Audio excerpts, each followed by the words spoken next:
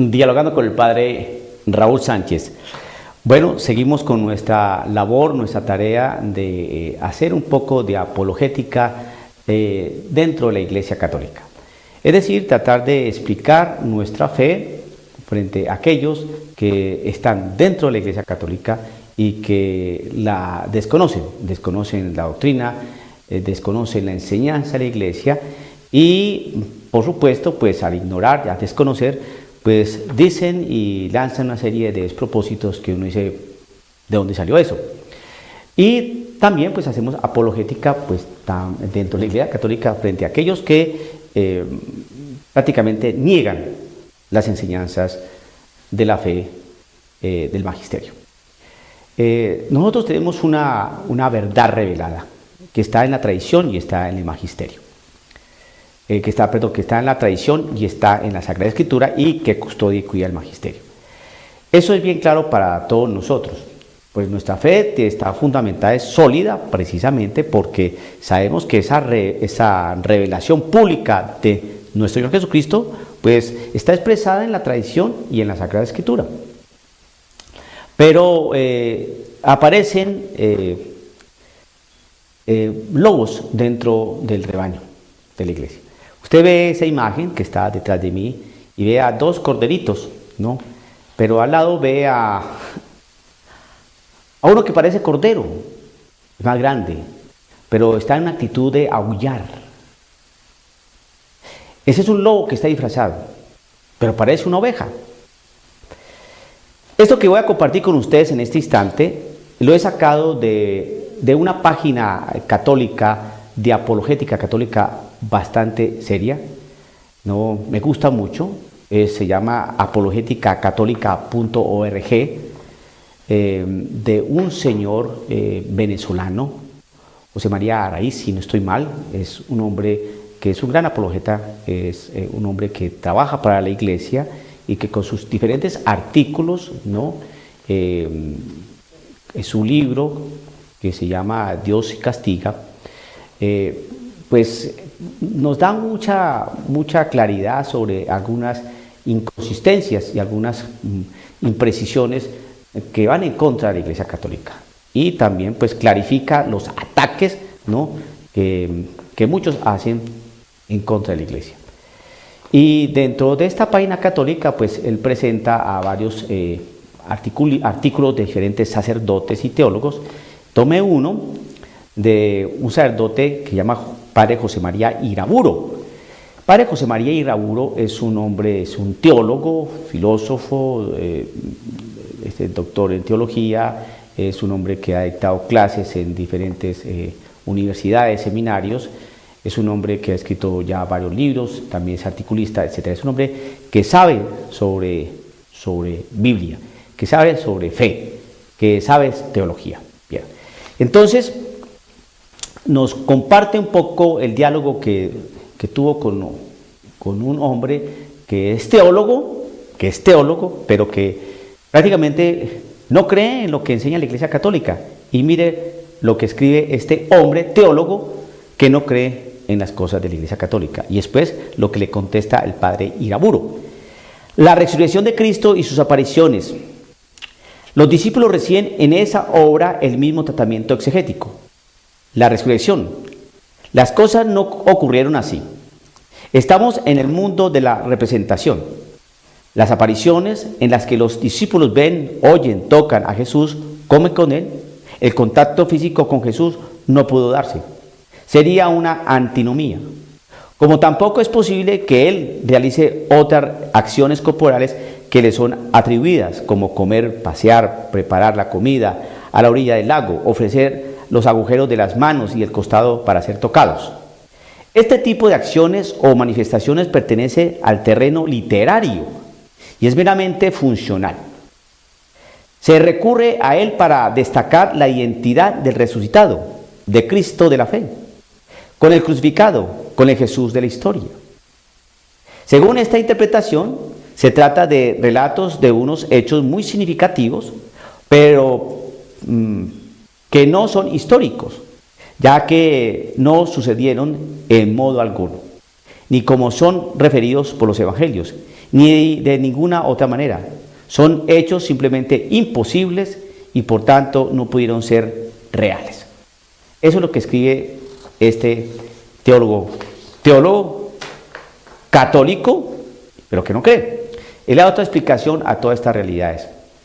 Las apariciones de Jesús, la resurrección de Jesús, lo que Jesucristo dijo, lo que Jesús compartió con los discípulos, etc. No son realidades históricas, sino simplemente una manera de explicar lo que es el Cristo de la fe y el Jesús histórico. El Jesús histórico pertenece a otro ámbito. La persona de Jesús sí existió, sí, pero esos datos que aparecen en la Biblia no son históricos. Hacen referencia al Cristo de la fe. Si tú crees que Jesucristo hizo milagros, que caminó por el agua, que los discípulos lo tocaron, pues eso hace parte de la fe.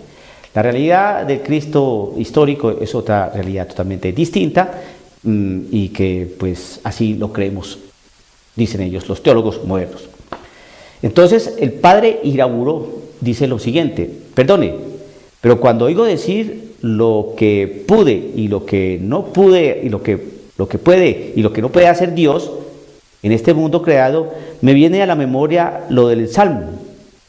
El que habita en el cielo sonríe, el Señor se burla de ellos, luego les habla con ira, los espanta con su cólera. Sigue entonces el padre Iraburo: si los hechos milagrosos de Jesucristo han de ser entendidos no partiendo de su objetividad histórica, negada o puesta en duda, sino mirando solo su sentido y significado y su significación, entonces también las palabras de Cristo que leemos en los evangelios habrán de ser entendidas en un sentido no real, sino puramente simbólico y alegórico.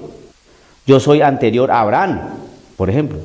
Nadie llega al Padre si no es por mí, por ejemplo. Yo soy el camino, la verdad y la vida, por ejemplo. Mi cuerpo es verdadera comida y verdadera bebida, por ejemplo, etcétera, etcétera. Consiguientemente, estas palabras no son roca firme en las que puede fundamentarse la fe de la Iglesia. Y dando un paso más, ¿por qué no negar también la historicidad de las palabras? Si se niega la historicidad de los hechos, no faltarían algunos que podrían responderme: es que efectivamente no solo negamos la historicidad de los milagros, sino también las palabras. Entonces usted está viendo cómo es que los teólogos hoy en día así analizan la realidad y el personaje de Cristo Jesús, a la persona de Cristo Jesús. No creen absolutamente en nada de lo que aparece en la Sagrada Escritura. Todo aquello que se presenta como que va en contra de la razón, de las leyes naturales, entonces lo desdeñan, lo descartan y dicen: eso hace parte del Cristo de la fe. ¿Tú crees en eso? Si eso te ayuda, si esto te edifica, pues tómalo. Pero el Jesús histórico es esto. Entonces los hechos milagrosos de Jesús no se toman en cuenta. Entonces el padre Iraburo dice lo siguiente: pues si los hechos, es decir, los hechos milagrosos de Cristo Jesús no son históricos para ustedes, entonces también no son históricas las palabras, es decir, no son reales las palabras. Y ahí da los ejemplos. Entonces, ¿en qué se convierte la Sagrada Escritura? Pues en nada. Es simple fábulas y cuentos. Entonces, por eso es que se están metiendo en toda suerte de ideas, de ideologías, de nuevo evangelio. Porque como no se cree en lo que está allí, porque Jesucristo no hizo milagros según los teólogos modernos, porque son maneras, son expresiones literarias, porque no son cosas reales que hayan sucedido, entonces, ¿en qué queda la persona de Jesús? Entonces, que no hizo nada de eso. Pues entonces el padre Iraburo les dice: pues entonces si no son históricos los hechos de Cristo Jesús, sus milagros, sus apariciones, entonces tampoco son históricas, es decir, verdaderas sus palabras. Entonces por eso el texto termina diciendo: no faltarán algunos que podrían responderme: es que efectivamente no solo negamos la historicidad de los milagros, sino también sus palabras. Y de hecho muchos los niegan. Entonces usted va comprendiendo toda nuestra realidad teológica, en qué se está fundamentando. Entonces todo lo que escribieron los padres de la Iglesia, los padres apostólicos, todos los que han venido escribiendo y transmitiendo en su enseñanza, los papas, todos estos documentos pontificios, toda esta doctrina, todos los documentos y escritos de los santos, San Agustín de Hipona, Santo Tomás de Aquino, Santa Catarina de Siena, Santa Teresa de Lisieux, Santa Benedicta de la Cruz, todos estos documentos, todos estos escritos, toda esta espiritualidad, San Juan de la Cruz, ¿dónde queda? Entonces toda esta experiencia, estos santos, ¿no? San Pío de Pietrelcina, San Juan Bosco, San Ignacio de Loyola, San Anselmo, Santo Tomás de Aquino, todos estos hombres, ¿qué? Entonces están fundamentados ¿en qué? Entonces por eso usted va comprendiendo por qué la nueva iglesia es una iglesia que no quiere tener nada que ver con la iglesia antes del Concilio Vaticano II. La iglesia que trae doctrina, que trae enseñanza, que trae el magisterio, ¿no? Esa iglesia, que es la que llaman peyorativamente la preconciliar, esa no tiene nada que decirnos hoy frente a la nueva iglesia que es de ruptura, ¿no? Que es la iglesia postconciliar. Esa sí tiene la verdad, esa sí es la que sabe, esa sí la que nos va a mostrar, ¿no? lo que Cristo en sí quiso decir y enseñar. Entonces por eso hay una pugna. ¿En quiénes? En los que se han mantenido en la fe y los que tienen otra fe, o más bien perdieron la fe en Cristo Jesús. Cuando uno lee los libros de Pagola, de Queiruga, de Hans Küng, entonces uno dice, y otros por ahí, cuando uno escucha los pronunciamientos de algunos obispos, uno se da cuenta que están prácticamente en otra cosa. Y esa es la batalla. Y eso estaba ahí en la Biblia. Entonces, si Jesucristo no hizo milagros, entonces tampoco podemos creer en que habló de una apostasía. San Pablo habla de una apostasía. Pedro habla de una apostasía. Pérdida de fe desde el vértice. Entonces, pasan los años y entonces uno dice, pero un segundo, pero cuando uno mira la Sagrada Escritura y mira la historia, uno ve que encajan. Vayan por todo el mundo y anuncien la buena noticia. Eso se dijo hace 2000 años por allá en tierras de Oriente, por allá en Jerusalén.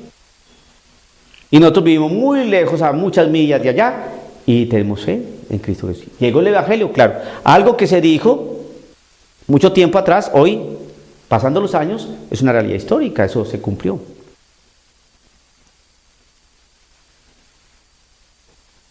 Nos hablan de una apostasía. Cuando leemos el libro de Tesalonicenses, San Pablo, ahí, ¿cuándo vendrá la segunda venida del Señor? Entonces dice, esto no es inminente.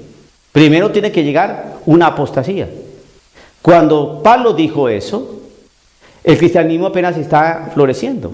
O sea que no había apostasía todavía. No había pérdida de fe. Al contrario, se estaba creciendo en la fe. Al pasar los siglos, vemos una clara apostasía. Es decir, que lo que se dijo 2000 años antes, en la voz de Pablo, se está cumpliendo hoy, se está viendo hoy. Lo que dijo nuestro Señor Jesucristo hace 2000 años, hoy lo estamos viendo. Una evangelización y hoy estamos evangelizados. Se habló de una apostasía y hoy estamos viendo la apostasía. Hoy estamos viendo la pérdida de fe. Hoy estamos viendo los lobos con piel de oveja metidos en la iglesia. Hoy estamos viendo persecución a aquel que es verdaderamente cristiano y que habla con la verdad, que no se sale en la doctrina, ni riñe con la doctrina de la iglesia.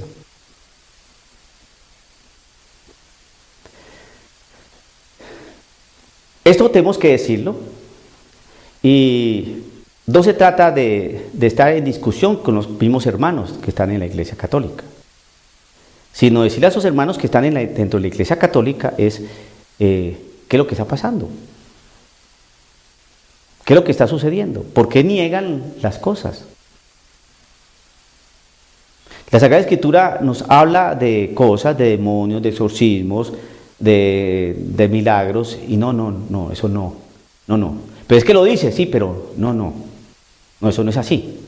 Son realidades simbólicas, son realidades, como dice acá, ¿no?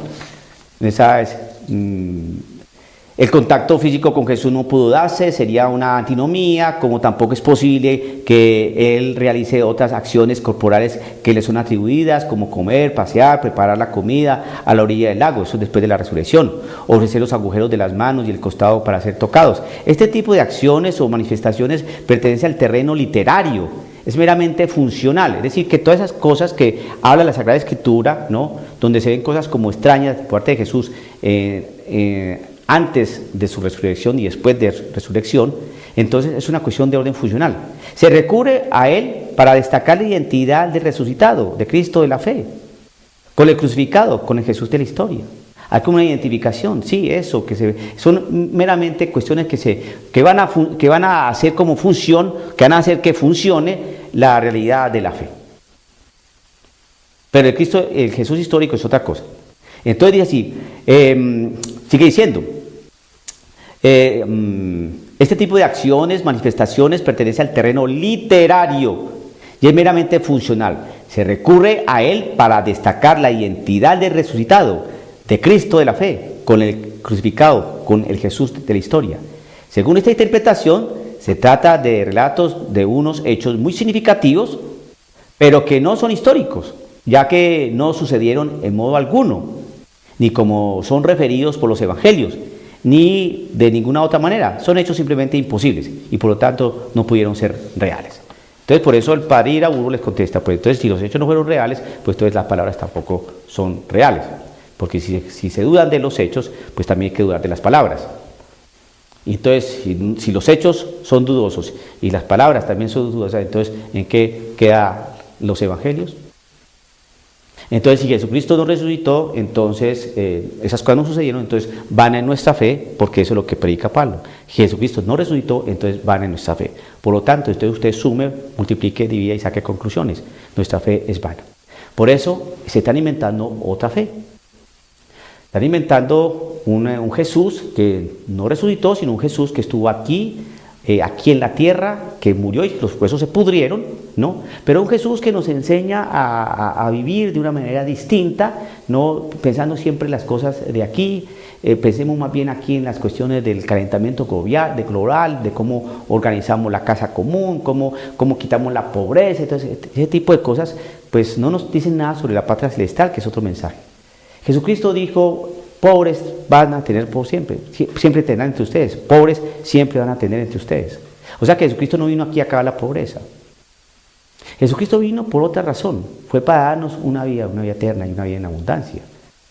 Nos prepara aquí en esta situación, en este valle de lágrimas, en este destierro, ¿no? Porque tiene preparado algo distinto para nosotros, algo sublime. Pero hay unos que han perdido la fe en la trascendencia, en el cielo, las cosas sublimes, en las cosas de Dios, y han preferido quedarse aquí, en este mundo.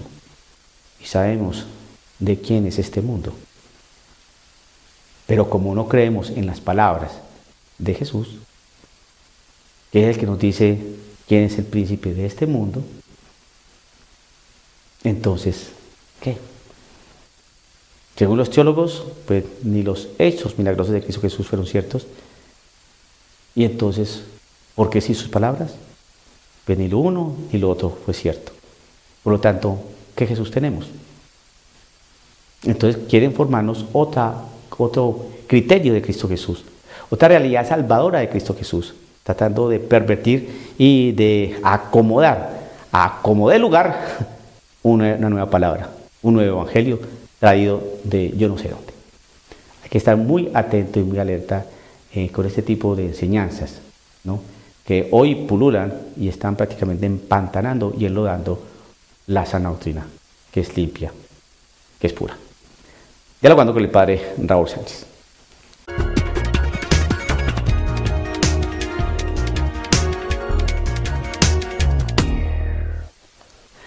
Dialogando con el padre Raúl Sánchez. ¿Para qué sirve la iglesia? ¿Qué hace en medio del mundo contemporáneo ajetreado en el trabajo febril, productivo y utilitario? Pues bien, nos pareció que aquel edificio bonito y moderno nos daba una respuesta actual, perenne, a saber, la iglesia enseña. Enseñar es una función propia de la iglesia. La historia lo atestigua. La iglesia tiene algo que enseñar, algo de su propia competencia, y es la verdad religiosa. Esta no está superada, ni es superflua, sino necesaria para el fin superior, trascendente e insustituible propio de la religión. Es decir, la vida verdadera, la vida espiritual, ahora y la vida que continúa en la eternidad después. Pero también necesaria para el fin temporal presente, si se ha de procurar según principios verdaderos, auténticos, firmes, capaces de expresarse en gran variedad de formas y leyes. Sí, pero no en un pluralismo equívoco y discorde, que no consiste una interpretación humanamente concorde dentro de un sistema jurídico lógico. Esto lo dijo Pablo VI, la audiencia general del 31 de mayo del año 1978. ¿Por qué quiero compartirles a ustedes este extracto de este documento de esta audiencia general?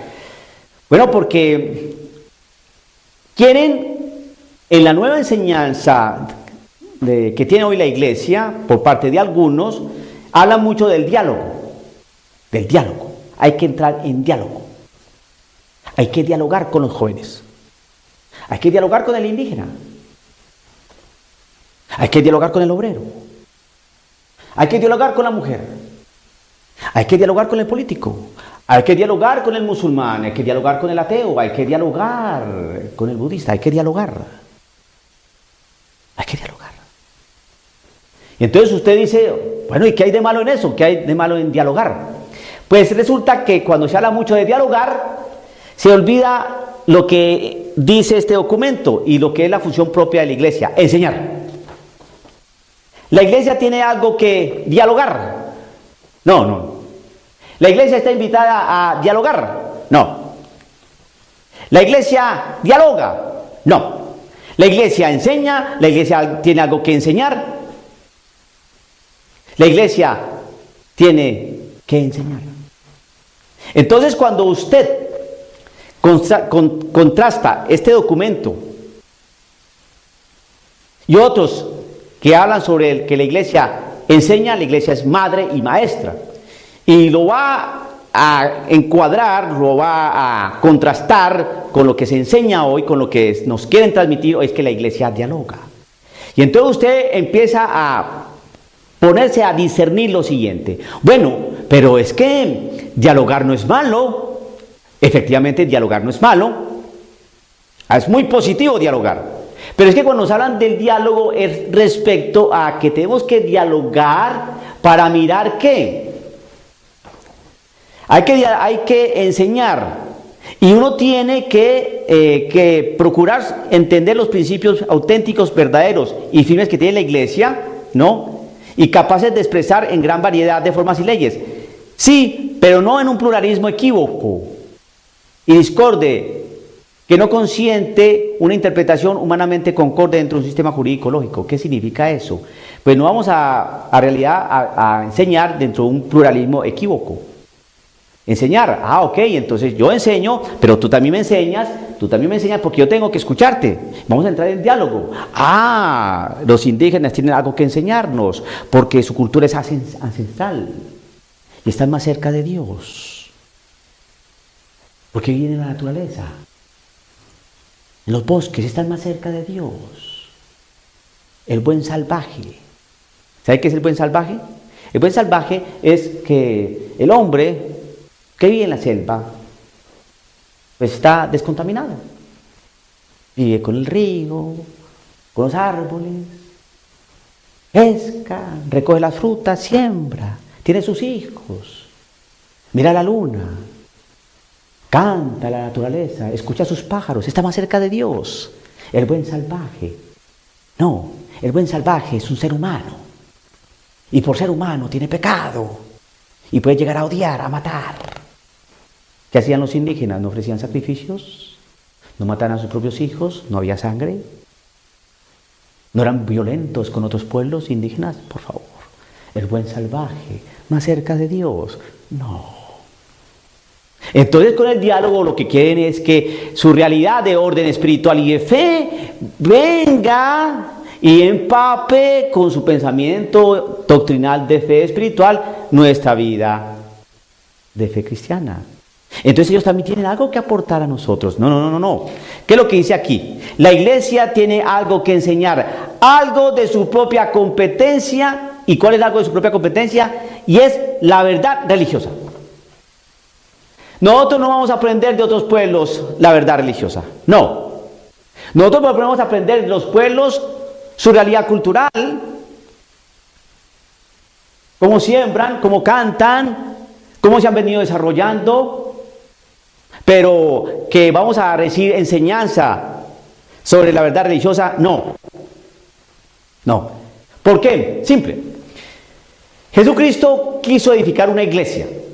Y yo edificaré mi iglesia. Es decir, ¿esa iglesia de quién es? De Jesús. No es del Papa, no es del obispo, no es del cardenal, no es del cura de la parroquia, no es de tal de señores, no, es de Cristo Jesús.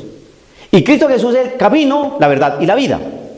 ¿Listo? Por lo tanto, si Cristo, que fundó esa iglesia, mi iglesia, pues esa iglesia es la que nos conduce y nos mete por el camino de Cristo Jesús, que nos muestra la verdad y que nos da la vida eterna. Otro texto de la Sagrada Escritura nos dice que la iglesia es columna y fundamento de la verdad. Por lo tanto, la realidad es de fe, de religión, solamente las ofrece la Iglesia Católica. Punto.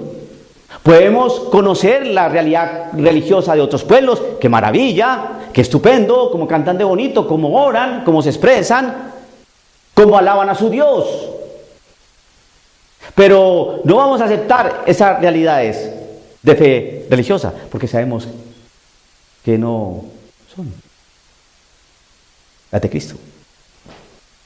Tendrán algunas cosas maravillosas, de amor, de bondad, espléndidas, pero no tienen la verdad religiosa. Es decir, la vida verdadera, la vida espiritual. Por eso la iglesia enseña, no dialoga en esa materia. Entonces, en esta barabunda de enredos en que estamos, de la falsa misericordia, entonces, claro, nos la pintan de esa manera. Mire cómo entra, la azufre en las mentes de las personas. ¿Qué es que no quieres dialogar? No, ¿estás en desacuerdo en el diálogo? Hombre, ¿qué te pasa? Si en el diálogo es donde podemos encontrar la verdad. ¡Ey! ¿Cuál verdad? ¿De qué verdad me estás hablando? En el diálogo podemos conocernos. Acercarnos, claro que sí.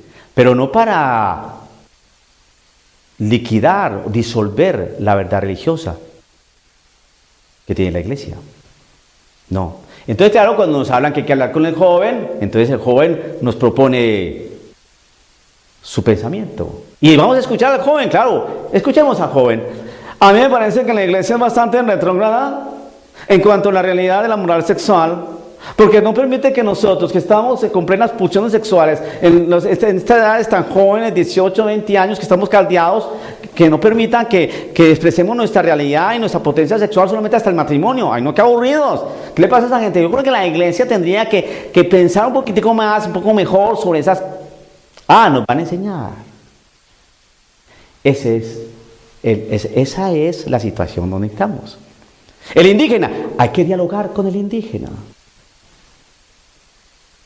Es que los indígenas, dentro de su tradición ancestral, han venido mostrando su íntima relación con Dios. ¿Cuál? Bueno, Dios, pues hay que entender, ¿no conoces sobre la Pachamama?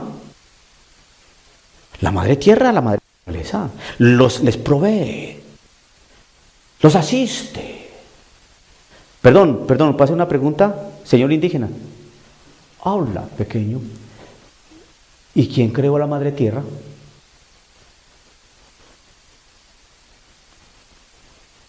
¿Quién puso esa tierra ahí? No, hermano, lo que pasa es que con el dialoguito lo que quieren es difuminar, disolver, tratar de melcochar la verdad religiosa que tiene la iglesia. Y nosotros podemos aprender de otros pueblos y de otras culturas, entramos en diálogo, pero en cuestión religiosa no entramos en diálogo, porque la iglesia en ese aspecto enseña, porque Jesucristo es nuestro maestro. Y nos mandó a enseñar. Vayan y anuncien la buena noticia del reino, bautizando en el nombre del Padre, del Hijo y del Espíritu Santo, y enséñeles a cumplir, enséñeles a cumplir. ¿Y a quién mandó? A 12 discípulos, con los que inició una iglesia. Y los mandó. Y después en Pentecostés vino toda la realidad del Espíritu Santo. Insufló el Espíritu Santo, les quitó el miedo, los sacó de ese aposento alto y los envió a predicar con fuerza, con vigor. Porque el Espíritu Santo lo lleva al pleno conocimiento de la verdad. El Espíritu Santo, no el espíritu del gurú, del chamán, no el espíritu del joven muy arrogante y muy lleno de vida, no el espíritu del musulmán, del judío, del que está por allí adorando una piedra. No. Por ahí no es. Entonces, este video es para que usted no se deje confundir, hermano, y mire a ver qué es lo que van a dialogar.